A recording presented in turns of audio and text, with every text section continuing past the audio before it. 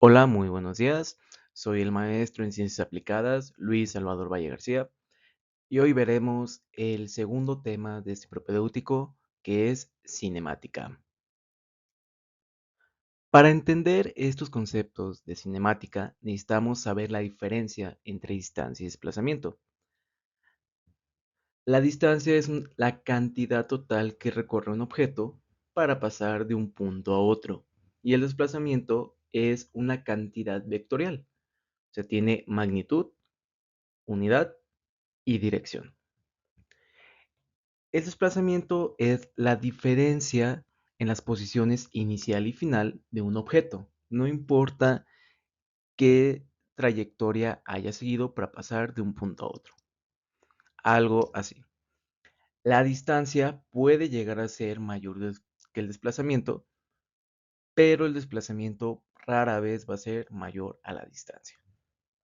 ¿Por qué? Porque acá en el desplazamiento nos importa solo posición final y posición inicial, y la distancia sí nos va a importar qué trayectoria estamos siguiendo para pasar de un punto a otro. De la misma manera, es muy importante saber cuál es la diferencia entre rapidez y velocidad. La rapidez es una cantidad física que depende de las posiciones inicial y final, así como el tiempo que se tarda en pasar de una a la otra. Solo nos importa cómo inicia y cómo termina, no qué es lo que pasa ni en qué dirección va.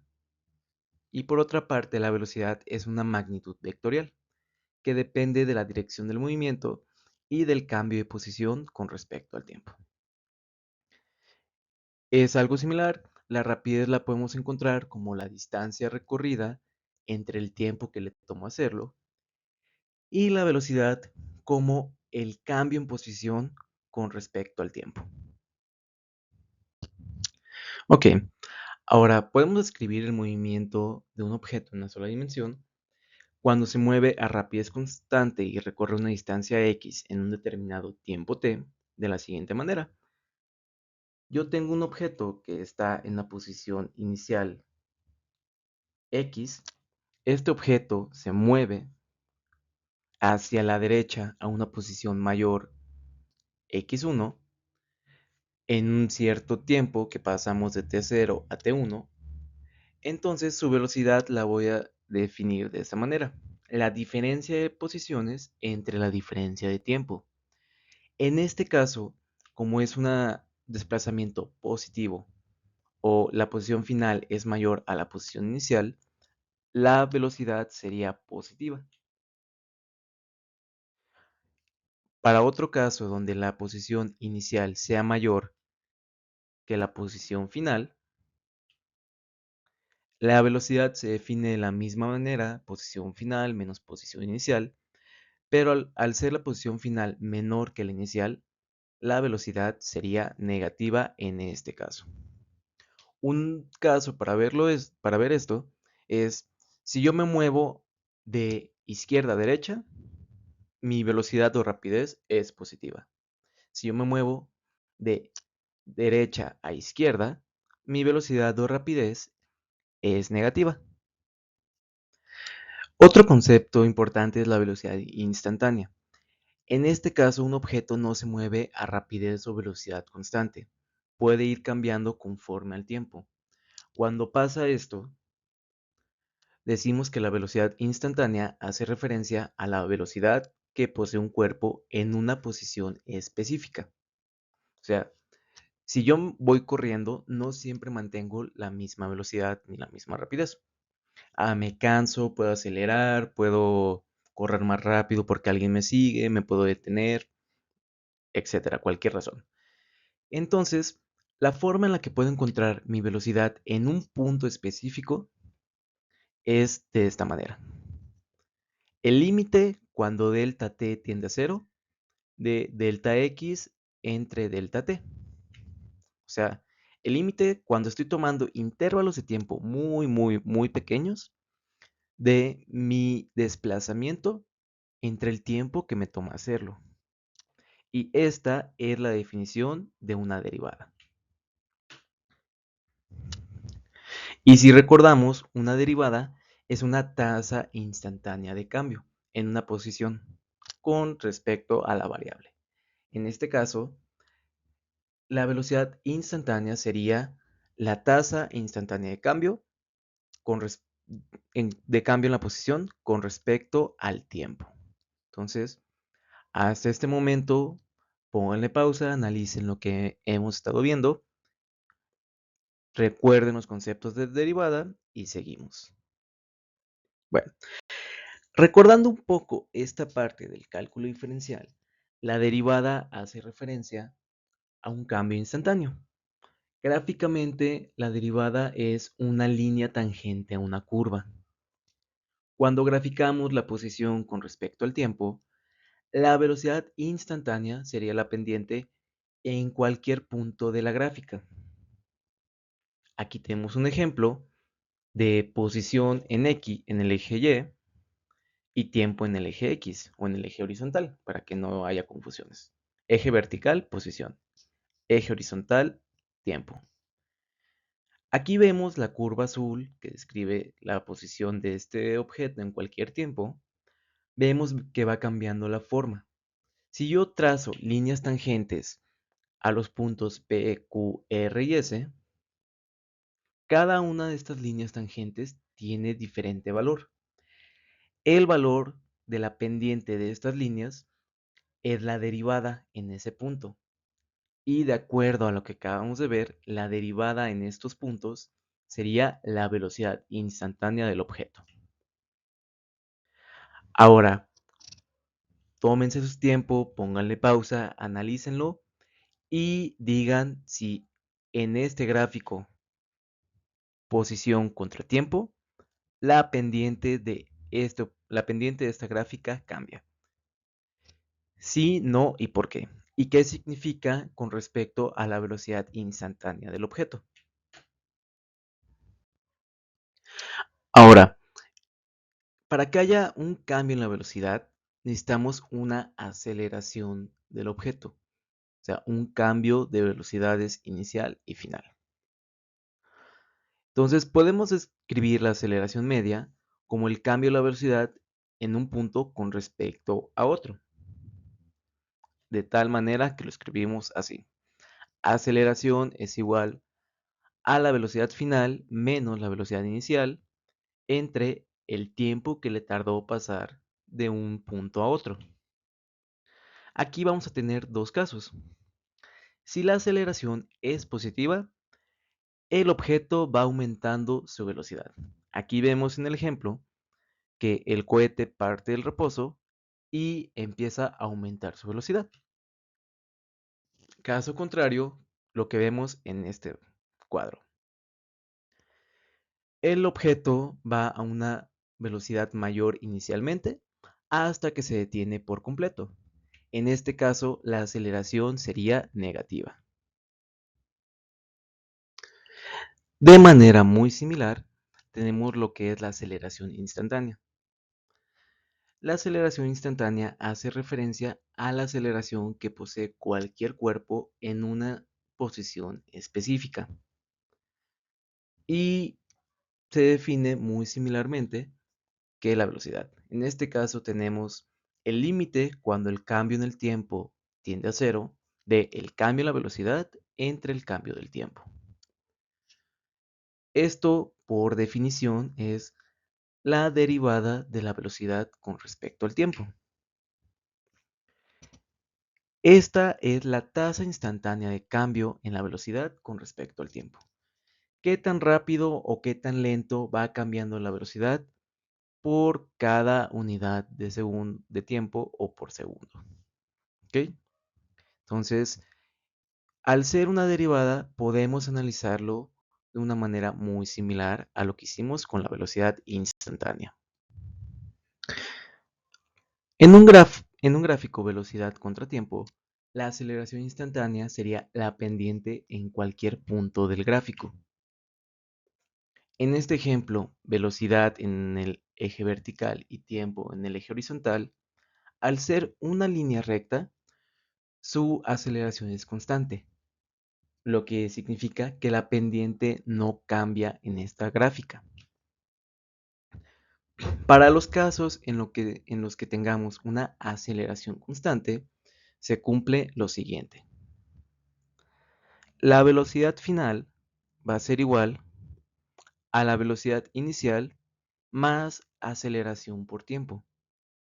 De esta manera, si la aceleración es positiva, la velocidad final va a ir aumentando cada que el tiempo va aumentando. De igual manera, si la aceleración permanece constante, podemos conocer la posición del objeto a cualquier tiempo. Aquí lo que vamos a ver es que la posición del objeto va a depender tanto de la velocidad inicial que se tenga como de la aceleración que se lleve. Si la aceleración y las velocidades son positivas, la posición final cada vez va a ser mayor. La posición aumenta más rápidamente que la velocidad final debido a este factor cuadrático que tenemos. Al aumentar el tiempo de forma cuadrática, la posición va aumentando más rápido que la velocidad. Pero en el caso en el que no se conoce el tiempo que haya transcurrido, pero sí la distancia que se está recorriendo, podemos conocer la velocidad final de la siguiente manera,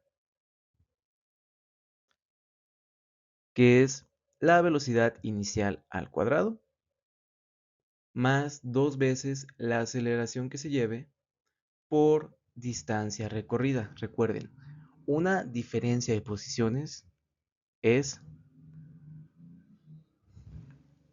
distancia recorrida. Entonces, en dado caso de que no se conozca el tiempo, aún así podemos saber la velocidad de un objeto.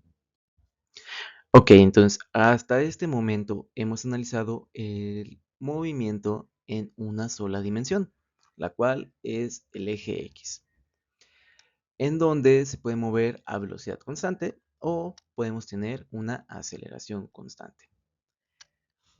Otra dimensión de este movimiento es la caída libre.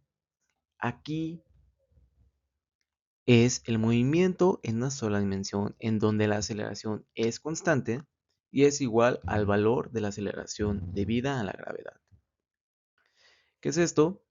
Yo voy a dejar caer un objeto y este objeto está sometido a la fuerza de la gravedad y va a empezar a caer con una aceleración igual a 9.81 metros sobre segundo. Para los problemas de caída libre, tomaremos la siguiente convención de signos. La velocidad y el desplazamiento son positivos si el objeto se mueve hacia arriba. Y la velocidad y desplazamiento son negativos si se mueven hacia abajo. Prácticamente tenemos nuestro eje coordenado, donde la parte positiva de las y es hacia arriba y hacia abajo tenemos la parte negativa. Y para ambos casos, la aceleración es menos g.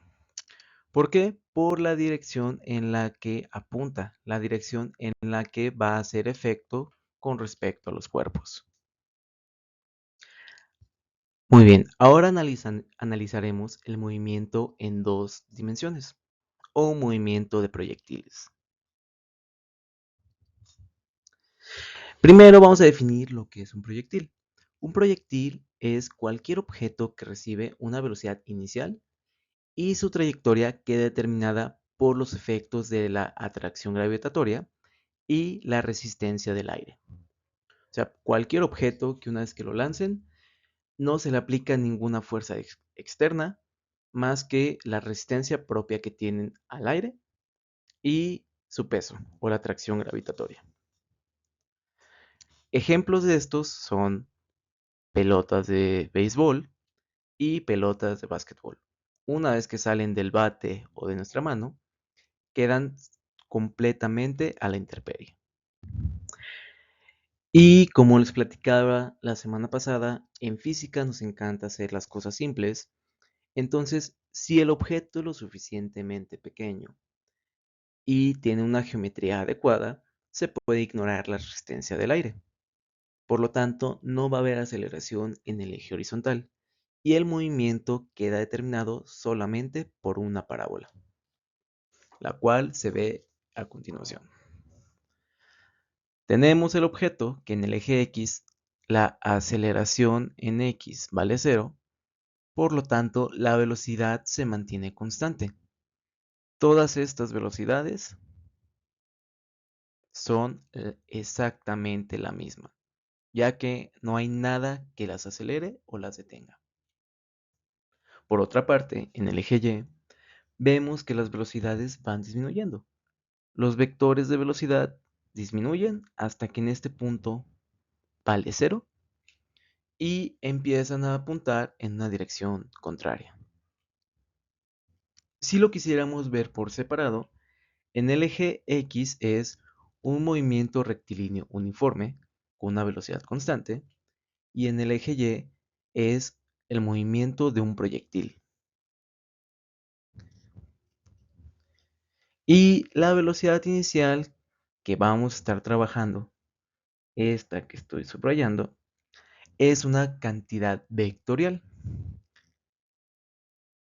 que varía su dirección y magnitud con el tiempo. En el eje X ya vimos, no va a variar su valor, pero en el eje Y sí. Entonces, si vamos analizando la magnitud de este vector, vemos que su valor va disminuyendo y va cambiando, incluso de dirección, hasta que en este punto, si ignoramos resistencia del aire, es el negativo del primero. Para el movimiento descrito anteriormente, la parábola que se formó, podemos encontrar la posición y o la velocidad de las siguientes formas, tanto para el eje X como para el eje Y. Aquí, al hacer un análisis de estas ecuaciones, vemos que para el eje X simplemente es velocidad inicial por tiempo para encontrar la posición. Velocidad inicial en X, hay que recalcar muy bien esto. Esto de velocidad inicial coseno de alfa es la componente en X de la velocidad inicial. Entonces, esto que vemos aquí abajo es la componente en Y de la velocidad inicial. Y la velocidad en X en cualquier momento es igual a la velocidad inicial en X. Pero la velocidad inicial en Y va a ir cambiando dependiendo el tiempo que va pasando. De tal manera que va a llegar a un valor mínimo y luego sigue decreciendo. Entonces, aquí está lo que les comentaba. El término B0 es la magnitud de la velocidad inicial y alfa 0 es el ángulo con el que el proyectil sale disparado. Este ángulo va cambiando de acuerdo al momento en el que se quiera medir, ya que como vimos anteriormente, al formar una parábola, el ángulo va cambiando cada que el vector va cambiando. ¿Qué tanto va a cambiar? Pues bueno, sabemos que es una cantidad vectorial. La magnitud y dirección de la velocidad en cualquier momento se puede encontrar de la siguiente manera. Donde ya vimos en la diapositiva pasada cómo podemos calcular velocidad en Y y velocidad en X. Que la velocidad en X no va a cambiar. La que sí cambia es esta de aquí arriba, dependiendo el momento en el que se esté midiendo. A su vez podemos saber la magnitud de la velocidad de esta manera, donde otra vez la cantidad que va a ir cambiando con respecto al tiempo es la componente en Y. Y bueno, tanto Bx como By dependen del tiempo y posición del objeto. Realmente, la única que va a cambiar con respecto al tiempo y posición es By. Bx se mantiene con la misma dirección y la misma magnitud en todo momento. Muy bien, ahora veamos un ejemplo. Un objeto sale de la cima de un edificio de 20 metros de alto con un ángulo de 30 grados y una velocidad inicial de 10 metros sobre segundo. ¿Cuál es la altura máxima que alcanza? B. ¿Cuál es la distancia máxima que alcanza? Ok, entonces, ¿qué es lo que tenemos que hacer? Tenemos un edificio que tiene una pues, Y0, una altura de 20 metros, y a partir de aquí sale un objeto formando un ángulo de 30 grados y una rapidez inicial de 10 metros sobre segundo. Nos piden cuál es la altura máxima, o sea, Y1 que va a alcanzar, y cuál sería la posición máxima que alcanzaría. Entonces, vamos a definir primero qué cantidades vamos a ocupar. Bx, que es velocidad inicial, coseno de 30 grados, B inicial en Y, velocidad inicial por seno de 30 grados. Y hay algo característico en este punto. En el punto más alto del recorrido, la velocidad en Y es igual a 0. ¿Por qué? Aquí cada que yo voy subiendo, el vector de la velocidad en Y va siendo cada vez más pequeño, hasta que en este punto vale 0 y luego empieza a apuntar hacia abajo. Entonces, vamos a necesitar esto para poder resolver nuestro problema. Muy bien, entonces, calculemos cuánto vale la velocidad inicial en Y. Esto es 10 metros sobre segundo por el seno de 30 grados. Y si recuerdan sus clases de geometría y trigonometría, el seno de 30 grados vale un medio. Por lo tanto, un medio por 10 metros sobre segundo nos da 5 metros sobre segundo. Ok. ¿Para qué me sirve saber esto? Porque yo sé que la velocidad en Y en el punto más alto es igual a 0. Y esto lo puedo calcular sabiendo la velocidad inicial menos gravedad por tiempo. Entonces, ya encontré este valor, sé cuánto vale la gravedad, vamos a despejar el tiempo. El tiempo sería velocidad inicial en Y sobre gravedad. Pausa el video, tómate tu tiempo para hacer el despeje y luego continúa. Esto es 5 metros sobre segundo sobre 9.81 metros sobre segundo al cuadrado. Y esto nos va a dar la cantidad de 0.509 segundos. Poco más de medio segundo le toma llegar al punto más alto. ¿Para qué quiero saber cuánto tiempo tarda en llegar al punto más alto? Para saber la posición del punto más alto, que es posición inicial más velocidad inicial en Y por el tiempo menos un medio de gravedad por tiempo al cuadrado. Entonces sustituyo valores. La posición inicial quedamos que valía 20 metros más 5 metros sobre segundo por 0.509 segundos menos 1/2 por 9.81 metros sobre segundo al cuadrado por 0.509 segundos al cuadrado. Entonces, toma tu tiempo para hacer esta operación. Vamos a hacerlo paso a paso.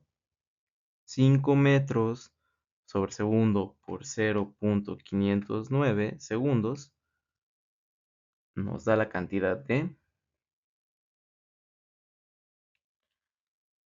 2.545 metros. Menos, vamos a hacer ahora esta operación.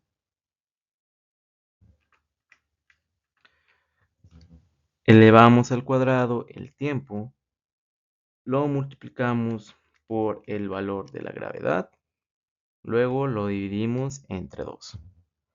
Nos da un valor de 1.271 metros. Entonces, al realizar esta suma, 20 más 2.545 menos 1.271 da el valor de 21.274 metros. Este es el resultado del inciso A.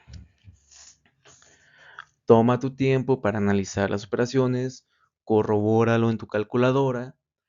Vamos a hacer una aproximación a 3 decimales, por lo tanto, trunca tu aproximación a 3 decimales y luego continuamos.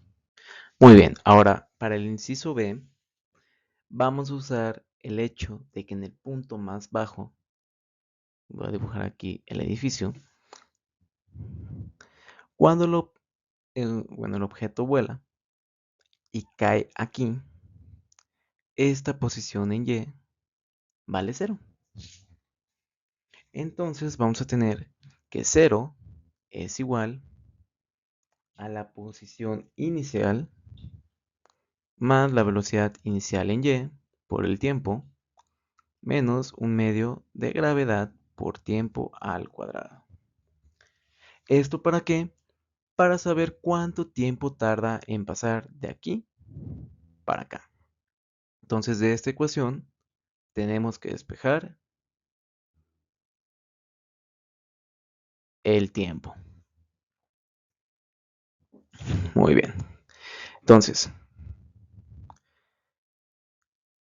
esta ecuación nos quedaría como 20 metros más 5 metros sobre segundo por el tiempo menos 1/2 de la gravedad, que es 9.81 entre 2, que sería 4.905 metros sobre segundo al cuadrado por tiempo al cuadrado. Y eso es igual a 0. Entonces, ¿qué podemos hacer aquí? Al ser una ecuación, no sé si se fijan muy bien, esta es una ecuación cuadrática. Yo tengo un término al cuadrado, tengo un término lineal y tengo un término independiente igualados a 0. Así que yo lo puedo reescribir de esta manera.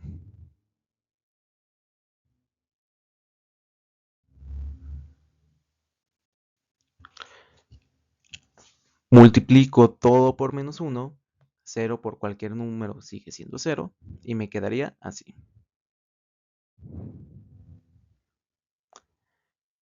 El término cuadrático positivo, el término lineal negativo y el término independiente negativo. Entonces, si utilizo fórmula general para resolver esta ecuación, tendría lo siguiente. El tiempo sería igual a menos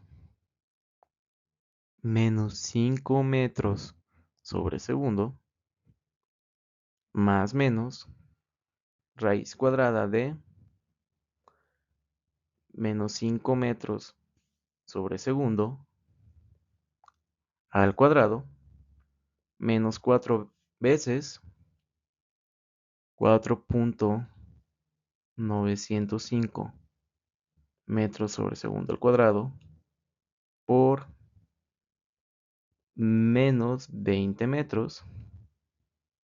Cierro la raíz cuadrada y todo sobre 2 veces 4.905 metros sobre segundo al cuadrado. Ok, entonces, no es otra cosa más que usar la fórmula general.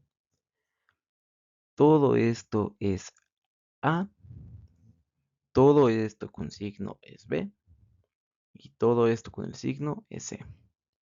Entonces, menos B más menos B cuadrada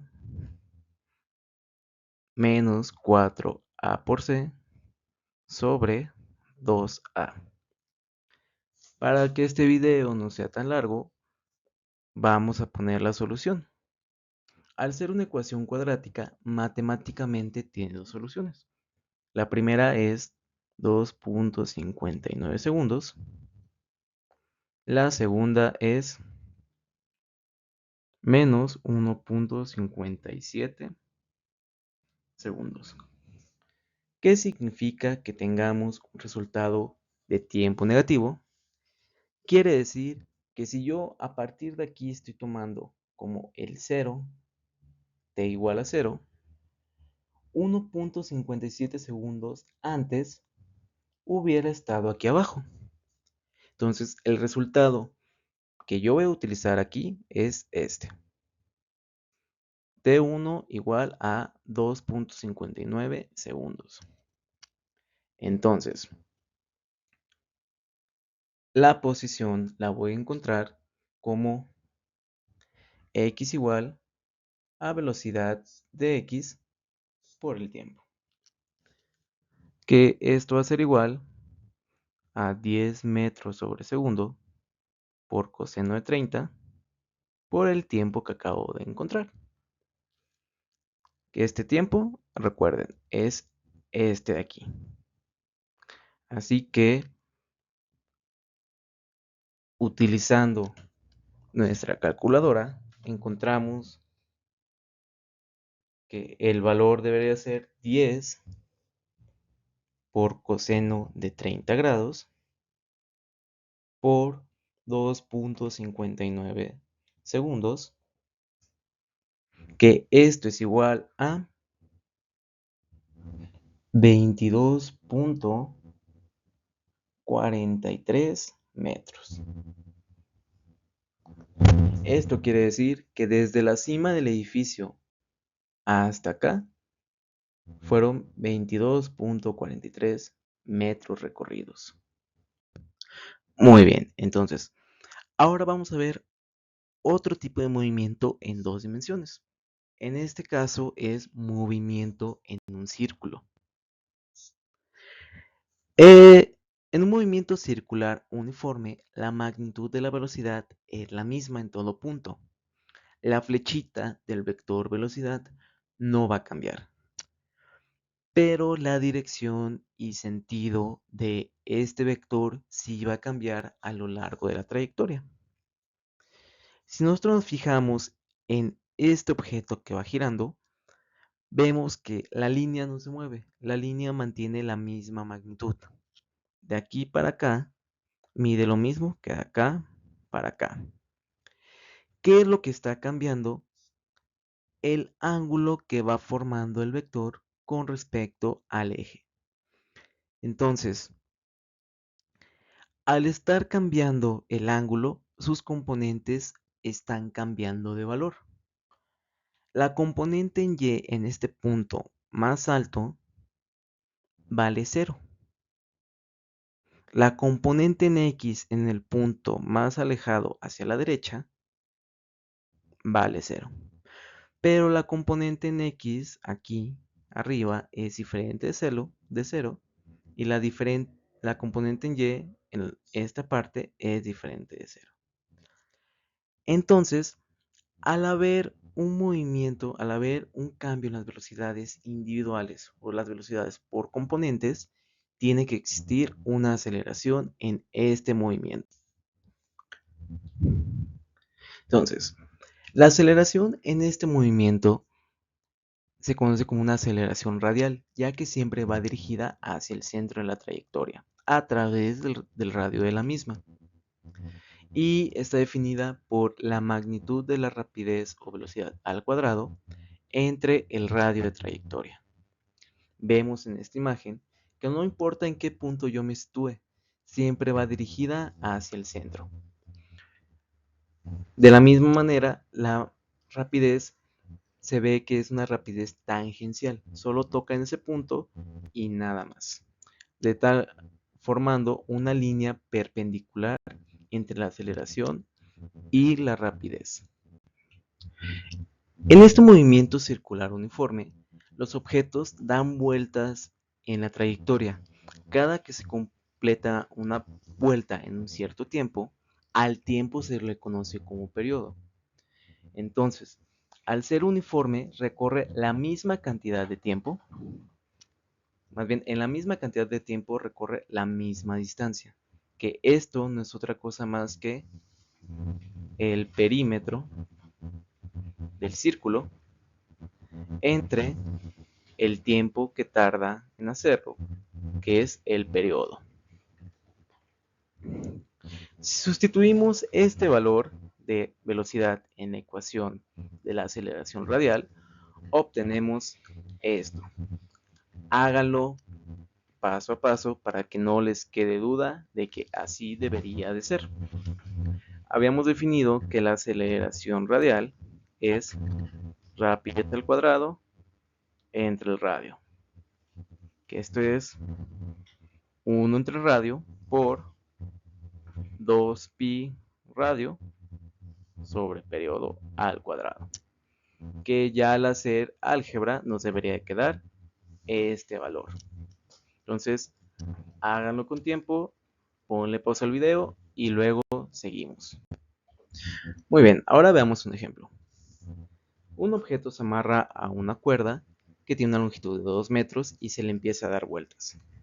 Yo tengo una trayectoria circular con un radio de 2 metros y un observador nota que el objeto da 15 vueltas en 3 segundos. Entonces, tiene un periodo de 3 segundos cada 15 vueltas.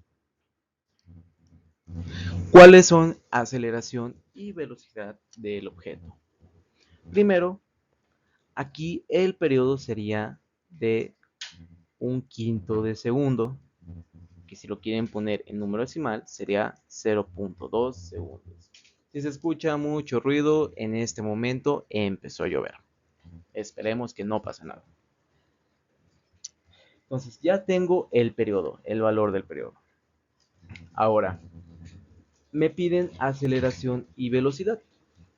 Yo sé que la velocidad del objeto es igual a 2pi por radio entre periodo, que esto es igual a 2pi por 2 metros entre el periodo, que es 0.2 segundos, que esto vendría siendo, bueno, exactamente 20 pi metros sobre segundo, que si lo dejamos en número decimal sería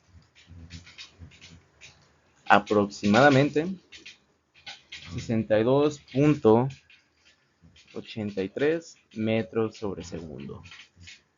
Muy bien, entonces ahora vamos a encontrar la aceleración radial utilizando esta definición. 4pi cuadrada por radio sobre el periodo al cuadrado. Esto es 4pi cuadrada por 2 metros sobre 0.2 segundos al cuadrado. Que Esto no es otra cosa más que 200 pi cuadrada metro sobre segundo al cuadrado. Que si ustedes lo quieren poner en decimal, esto vendría siendo aproximadamente 1973.92 metros sobre segundo al cuadrado. Si se fijan, tiene una aceleración muy grande. Esto no quiere decir que vaya a llegar a tener velocidades mayores que la luz, sino que el cambio de su velocidad es muy rápido, ¿ok? O sea, si esta fuera una aceleración lineal de un objeto que se mueve en una línea recta, no sería posible, ya que en muy poco tiempo alcanzaría velocidades mayores que la velocidad de la luz y eso no es posible. Pero al ser una aceleración radial, simplemente me indica que el cambio de la velocidad es muy rápido dentro de este círculo para las componentes, pero la velocidad a la que se mueve esto en la trayectoria circular es uniforme. Entonces, analicen el problema, pongan pausa, realícenlo con calma y luego continuamos.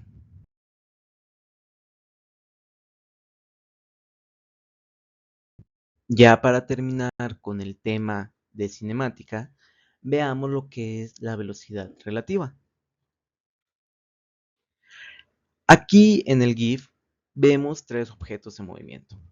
Una persona, un coche y un ave. Para el coche, el ave no se va moviendo. Si yo voy dentro del coche y volteo para arriba, veo que el ave se mantiene estática con respecto a mí. ¿Por qué? Porque se va moviendo a la misma velocidad que yo, tanto en magnitud como en dirección.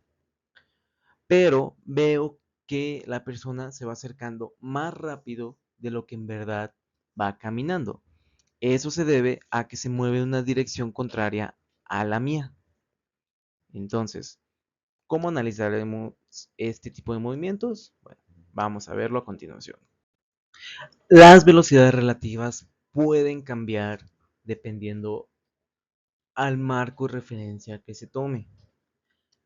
El ejemplo pasado no quiere decir que el pájaro esté estático en el cielo.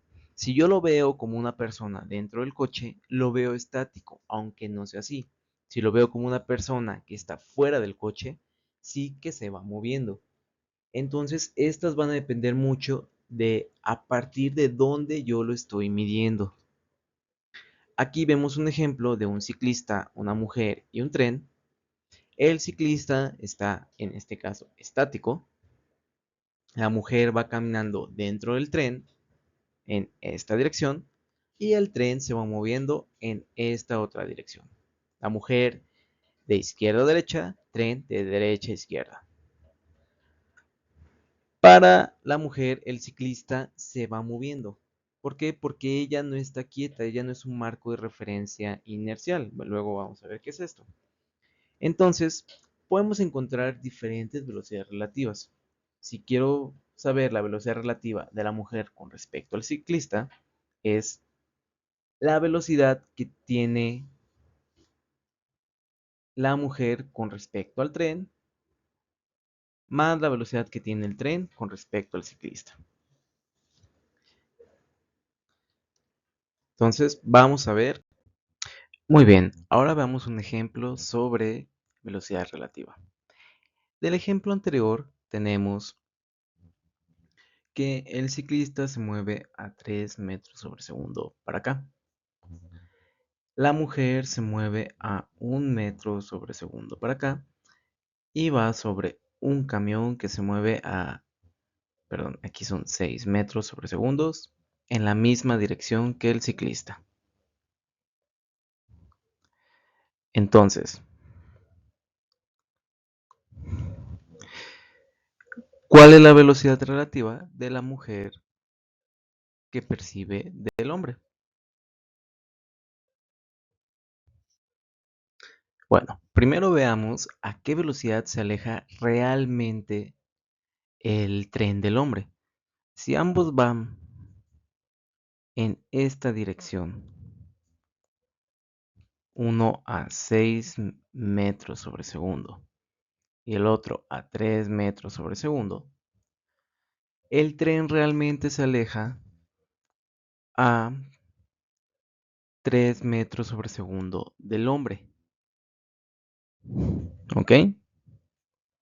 3 metros sobre segundo. Esta es la velocidad del tren con respecto al ciclista. Entonces, la mujer, si lo vemos en el caso de la vida real, el ciclista va para acá, el tren completo va para acá, la mujer se está acercando al hombre. O sea, la mujer quisiera o aparentaría que se acerca al hombre.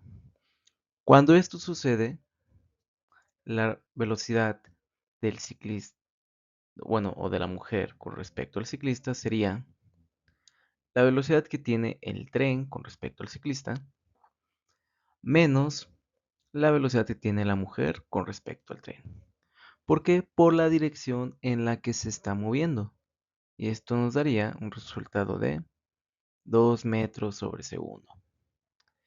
Entonces, pausen el video, háganlo por su cuenta, tomen todo el tiempo que sea necesario, no hay ningún problema. Y bueno, esto sería todo por este video. Gracias por ver, compartan, denle like y pues bueno, los chicos que están tomando el curso resolvemos dudas y vemos más ejercicios durante la clase. Saludos y gracias.